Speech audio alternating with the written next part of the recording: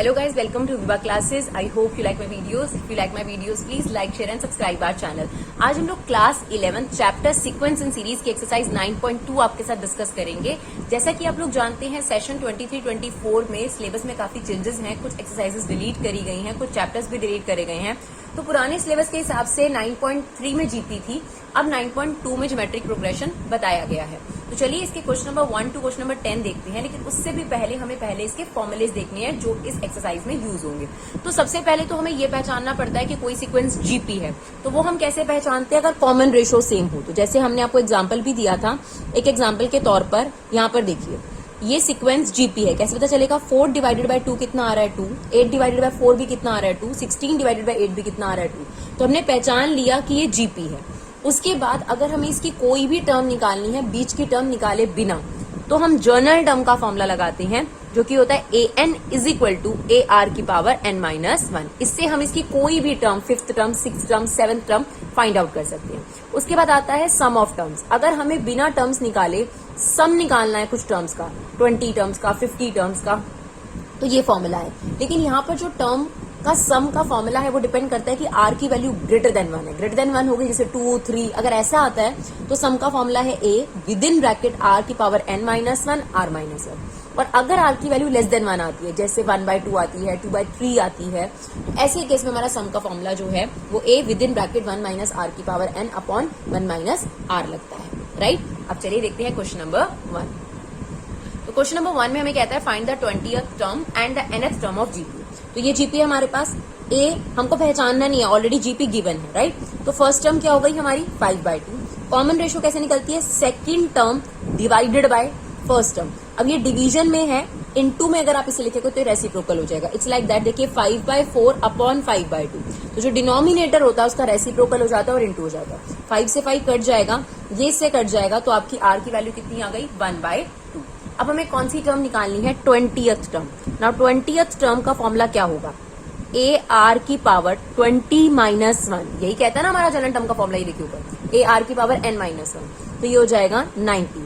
Now ए की value कितनी है 5/2 और आर की वैल्यू कितनी है 1/2 होल की पावर 90, राइट। अब एक काम हम और कर सकते हैं, 5 एज इट इज रखें तो इसको 1/2 अलग लिख सकते हैं, इसको हमने लिखा है 5/2 इंटू 1/2। यहाँ पर भी आप आंसर छोड़ सकते हैं, लेकिन अगर आपको एनसीईआरटी से आंसर मैच करना है तो ये थोड़े से स्टेप्स और लेने पड़ेंगे, राइट। अब हमारे पास ये 5 एज इट इज रह गया, इन दोनों का बेस सेम है, राइट। तो जब बेस सेम हो और मल्टीप्लाई हो तो पावर्स क्या हो जाती हैं? ऐड हो जाती है। तो क्या हो गया 1/2 की पावर 20। चलिए अब हमें निकालनी है nth टर्म। तो ए एन का फॉर्मूला क्या होता है? ए आर की पावर n-1। तो ए की वैल्यू हमारे पास यही 5/2 है और आर की वैल्यू कितनी है 1/2 n-1। सिमिलर कंसेप्ट हम इसमें करेंगे, 5 एज इट इज और इसको हमने लिख दिया 1/2। लिख सकते हैं ना 5 इंटू 1/2। नाउ दिस इज 1/2 की पावर n-1। अब इन दोनों का बेस सेम है तो पावर्स क्या हो जाएंगी? ऐड हो जाएंगी। तो हो गया 1/2 n-1 प्लस 1, तो इससे कट गया और ये क्या बचा? ये बचा आपके पास 5 इंटू 1/2 की पावर n, राइट। चलिए देखते हैं क्वेश्चन नंबर 2। चलिए क्वेश्चन नंबर 2 में क्या कहता है? Find 12th term of GP whose 8th term is 192 and common ratio is this. तो देखिए आपको क्या करना है, 12th टर्म आपको फाइंड आउट करनी है, 8th टर्म आपको 192 दी है और कॉमन रेशियो भी आपको 2 दी है। तो जो गिवन है उसका फॉर्मूला लगाते हैं। तो A8 इज इक्वल टू 192 का क्या मतलब हुआ? ए आर की पावर 8-1 यानी 7 हो गया इक्वल टू 192। अब हमें आर की वैल्यू 2 दे रखी है तो इसको सब्स्टिट्यूट कर देते हैं, ये हो गया 2 की power 7 is equal to 192। Now a is equal to 2 की पावर 7 का क्या मतलब होगा? 2 को कितनी बार मल्टीप्लाई करना है आपने? 7 टाइम्स। तो ये निकल कर आ जाएगा आपका 128 equal to 192। Now a is equal to 192 upon 128। अब इसे हम सिंप्लीफाई करेंगे, सिंप्लीफाई करते करते ये सिंप्लीफाई होकर आपके पास कितना आ जाएगा 3/2। तो एक बार हमें ए की वैल्यू मिल जाए फिर तो हमारा काम बहुत आसान हो जाता है। अब हमारे पास कॉमन रेशियो भी है और ए भी है। हमें क्या निकालनी थी? 12th टर्म निकालनी थी। नाउ 12th टर्म का फॉर्मूला क्या होगा? ए आर की पावर 12-1 यानी ए आर की पावर 11। नाउ ए की वैल्यू कितनी है 3/2 और आर की वैल्यू कितनी है 11 है। अब देखिए ये 2 की पावर 1 है और ये 2 की पावर 11 है, तो ये इससे कट जाएगा और क्या बचेगा 2 की पावर 10 बचेगा। नाउ 3 इंटू तो ये आपके पास हो गया 1024 और इसको मल्टीप्लाई करेंगे तो ये आ जाएगा 3072, राइट। चलिए देखते हैं question number 3। The 5th, 8th and 11th term of GP are P, Q, RS respectively. Show that Q square is equal to PS. चलिए 5th टर्म हमें दे रखी है P. Now 5th टर्म का मतलब क्या हो गया, AR की पावर 4 आपको P दे रखी है, राइट। 8th टर्म हमें दे रखी है Q. That means AR की पावर 7 आपको Q दे रखा है, ओके। A11 आपको दे रखा है S, यानी AR की power 10 is equal to S. देखिए हमेशा n-1 होता है ना फॉर्मूले में, AR की पावर n-1, तो 5th है तो 4 पावर हो जाएगा, ये 7th और ये 10, तो ये वैल्यूज हमें दी है। अब हमें प्रूव करना है Q square is equal to PS, तो हमने इसकी लेफ्ट हैंड साइड ले ली जो कि Q स्क्वायर है। नाउ Q की वैल्यू कितनी है, देखिए ये रही AR की पावर 7, तो हमने रखा AR की पावर 7 का स्क्वायर, तो A का स्क्वायर कितना हो जाएगा ये, और R की पावर 7 इंटू 2, ये पावर्स इनटू होती हैं बच्चों, ठीक है ना, तो ये हो जाएगा 14। तो ये हमारी लेफ्ट हैंड साइड आ गई। अब बारी आई हमारी राइट हैंड साइड की, तो राइट हैंड साइड है P इंटू एस, तो P की वैल्यू है AR की पावर 4 और देखिए S की वैल्यू क्या है, AR की पावर 10। तो देखिए बेस सेम है, पावर्स ऐड हो जाएंगी, तो 1 और 1 कितना हो गया 2, इन दोनों का भी बेस सेम है, इंटू है, पावर ऐड हो जाएगी। आप देख सकते हैं left hand side is equal to right hand side, जो हमें प्रूव करना था, राइट। चलिए क्वेश्चन नंबर 4 देखते हैं। अब 4 में क्या कहता है, the 4th term of GP is square of the 2nd term and 1st term is 4th term of GP is square of the 2nd term. चलिए स्टेटमेंट लिखते हैं। 4th टर्म यानी A4 इज का मतलब मैथ्स में equal to square of the 2nd term, 2nd term का square है, एक तो आपको ये गिवन दिया है, and 1st term is -3, 1st term is -3, determine 7th term, यानी आपको A7 फाइंड आउट करना है। तो ये दो बातें दी हैं आपको, ठीक है। पहले इस स्टेटमेंट को लेते हैं। A4 का मतलब क्या होगा, AR cube is equal to, इसका मतलब क्या होगा, AR की पावर 1, और ये अलग से होल स्क्वायर भी चल रहा है, बिल्कुल सही। अभी हो गया AR cube is equal to, A पे स्क्वायर अलग लगाएंगे, R पे स्क्वायर अलग लगाएंगे, क्लियर। अब देखिए अगर हम ये R स्क्वायर इसकी अपॉन में लें, that is R cube upon R square और A स्क्वायर अपॉन A, तो क्या बचेगा हमारे पास बचेगा R is equal to A। अब हमें A की वैल्यू ऑलरेडी गिवन थी -3, इसका मतलब R की वैल्यू भी कितनी हो गई, -3 हो गई, राइट। अब हमें कौन सी टर्म निकालनी थी, 7th टर्म, तो 7th टर्म का फॉर्मूला होगा AR की पावर 6, जहां A की वैल्यू भी -3 है और R की वैल्यू भी -3 है, राइट। तो ये हो जाएगा -3, -3 की पावर अगर हम 6 ओपन करें तो ये हो जाता है हमारे पास 729 पॉजिटिव का, क्योंकि कभी भी नेगेटिव की पावर अगर आपके पास इवन हो तो वो हमेशा पॉजिटिव होता है, 2 4 6 8, और ऑब्वियसली अगर ऑड पावर हो तो नेगेटिव होगा। तो ये हमारे पास आ गया -2187, राइट। चलिए देखते हैं क्वेश्चन नंबर 5। चलिए क्वेश्चन नंबर 5 में क्या कहता है, which term of the following sequence is 128। तो ये एक सीक्वेंस है, इसमें कौन से नंबर पे 128 आ रहा है आपको ये बताना है, राइट।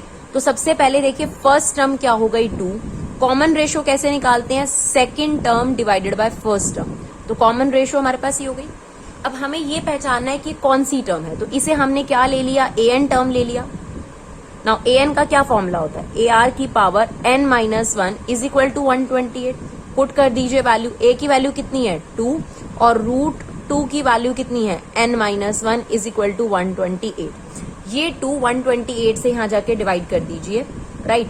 और जो ये रूट है इसका मतलब होता है पावर हाफ, तो हम लिख सकते हैं 2 की power half is equal to 2 की पावर हाफ होल की पावर क्या है n-1। √2 को हमने क्या लिखा, 2 की पावर हाफ, उसकी पावर n-1 थी, और जो ये वाला 2 है यहाँ जाकर डिवाइड हो जाएगा, दैट इज 64। तो ये हो गया 2 की पावर हमेशा इंटू हो जाती है, हमारे पास प्रॉपर्टी होती है a की पावर m इंटू n, तो वो हो जाता है a की पावर m इंटू n, तो दोनों इंटू हो जाएंगे, तो ये हो गया n-1/2 is equal to 64, right.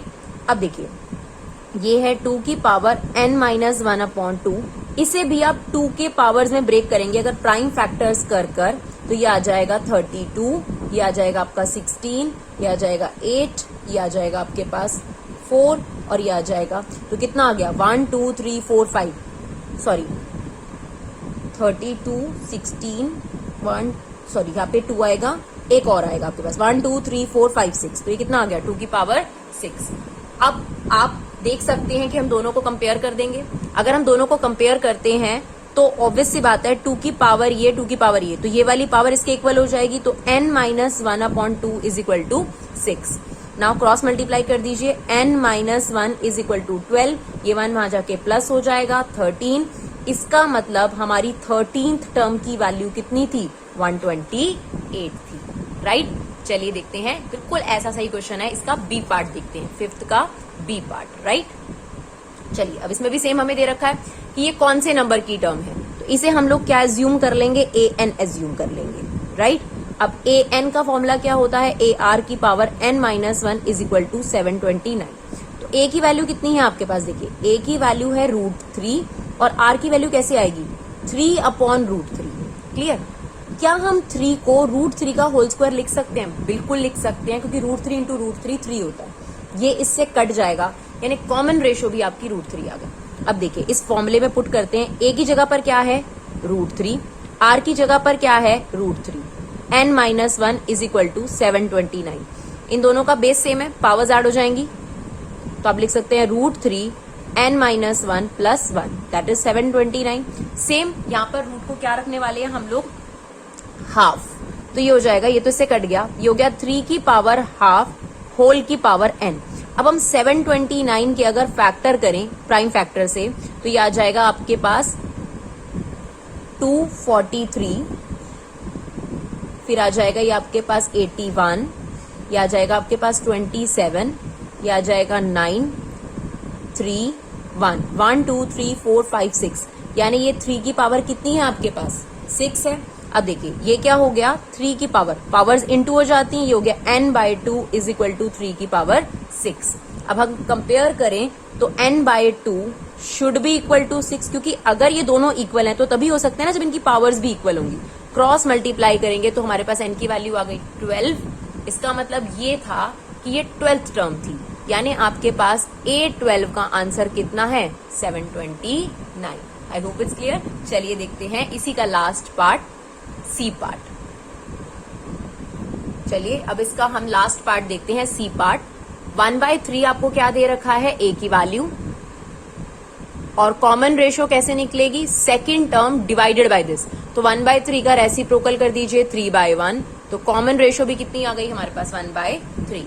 अब हमें यही बता रखा है ना कि कोई nth टर्म है, यानी a n is equal to 1/19683। Now a n का फॉर्मूला क्या होगा, ए आर की पावर n माइनस 1 1/19683, ठीक है। अब ए की वैल्यू कितनी है 1/3, आर की वैल्यू भी कितनी है 1/3। तो देखिए इतना श्योर है कि ये जो राइट साइड पे नंबर है ना, इसके 3 से ही फैक्टर होंगे कंपल्सरी। अब देखिए इन दोनों का बेस सेम है, पावर्स ऐड हो जाएंगी, तो 1/3 n माइनस 1 में हम 1 ऐड करेंगे तो कितना आ जाएगा, n आ जाएगा। और ये बात श्योर है बच्चों कि ये आपका 3 से प्राइम फैक्टर होगा, तो प्लीज आप खुद से इसके प्राइम फैक्टर्स करेंगे तो आपके पास इसके प्राइम फैक्टर्स देखिए क्या आ जाएंगे, 1/, इसके प्राइम फैक्टर अगर आप करेंगे तो ये 3 से 9 टाइम पे जा रहा होगा, तो ऑन कंपैरिजन हमारे पास n की वैल्यू कितनी आ जाएगी 9 आ जाएगी, राइट। चलिए देखते हैं क्वेश्चन नंबर 6। क्वेश्चन नंबर 6 में क्या कहता है, for what value of x the numbers are in GP. तो अगर आपको कभी भी 3 टर्म्स जीपी में दी हो, लेट इट भी हम एग्जांपल ले लेते हैं a b c जीपी में, तो ऑब्वियस बात है कि b/a करने से और c/b करने से किसके इक्वल आता है, r के इक्वल आता है, ये बात हम जानते हैं, क्योंकि b/a करेंगे तो भी कॉमन रेशो आएगी, c/b करेंगे तो भी कॉमन रेशो आएगी। इसी से हमने डिराइव करा b² किसके इक्वल होता है ac के, यानी कभी भी 3 टर्म्स आपको जीपी में दी हो, जैसे यहाँ पर दी हुई हैं, तो b² किसके इक्वल होता है जी ac के। तो if 3 terms are in GP then b² is equal to ac। Now this is a, this is b, this is c, तो इसका मतलब x² इज इक्वल टू -2/7 -7/2। अगर आप भूल जाएं ये फॉर्मूला तो आप सिंपल तरीके से करिए, x upon minus 2/7 is equal to -7/2 upon x, क्योंकि इसके अपॉन में इसको करने से कॉमन रेशियो आती है, इक्वल टू इसको इसके अपॉन में करने से कॉमन रेशियो आती है, दोनों को इक्वेट करने से भी आपके पास x की वैल्यू आ जाएगी, राइट। देखिए अब माइनस माइनस प्लस हो गया, 7 से 7 कट गया ये, तो x² इज इक्वल टू 1 आ गया, तो यहां पर इस पर रूट चला जाएगा, तो x की वैल्यू कितनी आ जाएगी हमारे पास, +-1। हमसे क्या पूछी थी, x की वैल्यू पूछी थी, राइट। चलिए क्वेश्चन नंबर 7 देखते हैं। फाइंड द सम, ये आपके पास सीरीज दे रखी है, 20 टर्म्स का सम निकालना है, लेकिन सम का कौन सा फॉर्मूला लगाना है ये डिपेंड करता है कि r की वैल्यू <1 होगी या greater than 1 होगी, राइट। तो सबसे पहले हम यहाँ पर a टर्म देखते हैं, तो a टर्म है हमारी 0.15। अब बारी आई कॉमन रेशो की, तो वो आएगा 0.15 डिवाइडेड बाय 0.15, 0.015 डिवाइडेड बाय 0.15। अब हम क्या कर सकते हैं, इसका अगर हम डेसिमल उड़ाएं तो यहाँ पर 2 डिजिट हैं तो 2 जीरो आ गई, इसका डेसिमल उड़ाएं तो ओरिजिनल डिजिट कितने थे, 1 2 3, वो 3 जीरो आ जाएंगे। अब देखिए 2 जीरो से 2 जीरो कट गया, ये बचा 15/150, इसको अगर हम काटे तो ये 1/10 आ जाता है। इसका मतलब हमारा जो आंसर है रेशो का वो कितना आ रहा है, 0.1। तो 0.1 का मतलब क्या हुआ कि जो r है वो <1 हो गई, तो सम का कौन सा फॉर्मूला लगेगा, that is a 1 minus r की power n 1 minus r, right. Where a की वैल्यू कितनी है आपके पास, 0.15, 1 माइनस r कितना है 0.1, और हमें कितनी टर्म्स का सम निकालना था, 20, तो दिस इज S20, यहाँ पर हमने 20 पुट कर दिया, 1 माइनस 0.1। अब थोड़ा सिंप्लीफिकेशन जरूर करना चाहिए आपको, तो 0.15 को आप हटा सकते हैं, नीचे आ जाएगा 100, राइट। अब देखिए ये आ गया आपके पास 15/100, 1 माइनस 0.1 की पावर 20 एज इट इज रहने देंगे, 1 में से 0.1 गया, कितना बचेगा, 0.9 बचेगा। डेसिमल हटाएंगे, ऊपर एक जीरो आ गए, नाउ एक जीरो से ये एक जीरो कट गया आपके पास, 3 के टेबल से कट जाएगा, 3 5 जा 3 3 जा एंड 5 2 जा, तो ये क्या बचा हमारे पास, 1/6, 1 माइनस 0.1 की पावर 20, राइट।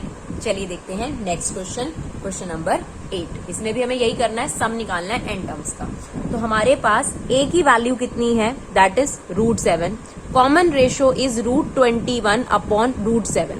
अब ध्यान से सुनिएगा, 21 के फैक्टर होते हैं 7 × 3, और आप इसे डेफिनेटली अलग अलग रूट बनाकर लिख सकते हैं, उसमें कोई प्रॉब्लम नहीं है। तो ये इससे कट गया, आपकी r की वैल्यू आई √3। ना √3 की वैल्यू अगर आपको याद हो तो 1.73 होती है, तो 1.73 हो गई, तो r की वैल्यू >1 हो गई ना।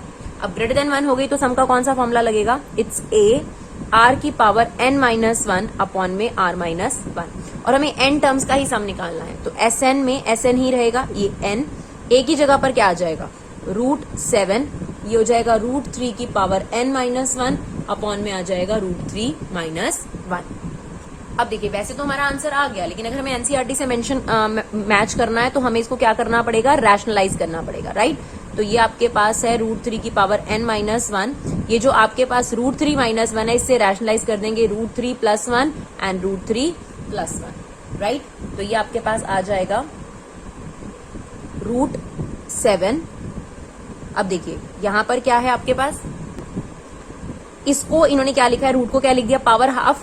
अगर हम पावर हाफ को n से इंटू करेंगे तो क्या बन जाएगा, n/2 -1, और ये √3 + 1 एज इट इज, यहाँ बन गया a - b a + b, तो √3 का स्क्वायर और 1 का स्क्वायर। तो हमारा फाइनल आंसर आ गया यहाँ पर √7, 3 की पावर n/2 -1 और √3 + 1, ये हो जाएगा 3 - 1, तो ये कितना आ गया आपके पास, 2। ध्यान से सुनिएगा, यहाँ पर क्या किया है, ये देखिए जो √3 हमने पहले भी करके दिखाया है, इसको लिख दिया पावर हाफ और होल की पावर n, तो ये हो गया √3 की पावर n/2 -1, और ये चीज एज इट इज, तो ये एज इट इज, ये एज इट इज, इसमें जरा सा बदलाव किया, अगर आप इसे एज इट इज लिखेंगे तो कोई प्रॉब्लम नहीं है, राइट।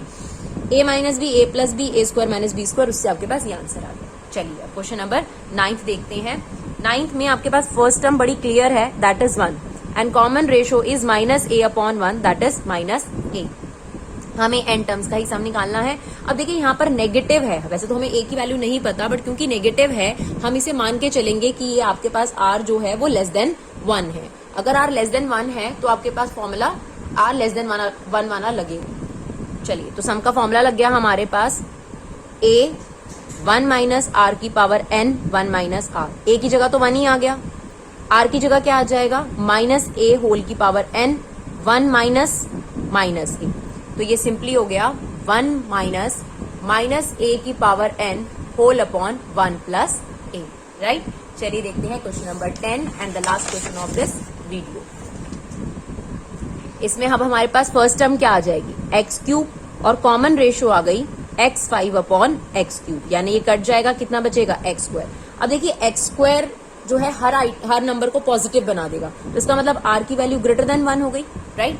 ग्रेटर देन 1, तो आपके पास सम का फॉर्मूला कौन सा लगेगा, a r की power n minus 1 upon r minus 1। तो हमारे पास a की वैल्यू कितनी है, ये रही एक्स क्यूब, और r की वैल्यू कितनी है एक्स स्क्वायर होल की power n minus 1 upon x square minus 1। तो ये x cube as it is powers into हो जाती हैं, ये हो गया 2n minus 1 upon x square minus 1।